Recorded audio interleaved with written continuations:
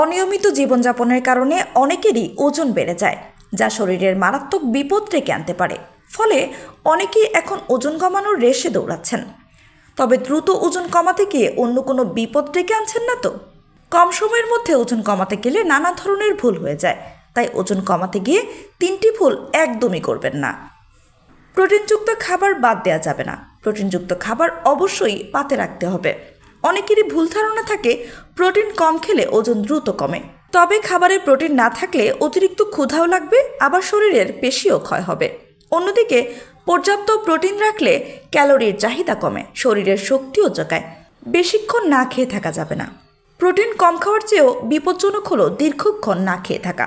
ওজন কমাতে অনেকেই না খেয়ে থাকেন কিংবা ফাস্টিং করেন। তবে জানেন কি, সকাল, দুপুর বা রাত কোনো একবেলাতেও খাবার বাদ দেওয়া ঠিক নয়।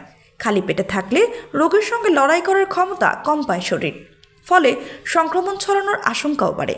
তাই পেট খালি না রেখে প্রতিবেলায় অল্প করে খেতে হবে, আর তা যেন হয় পুষ্টিকর, সেদিকে অবশ্যই খেয়াল রাখতে হবে।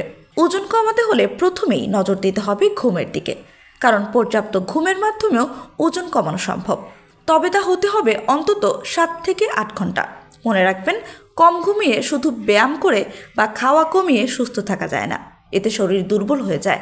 সবাইকে সতর্ক ও সচেতন হয়ে তবেই ওজন কমাতে হবে।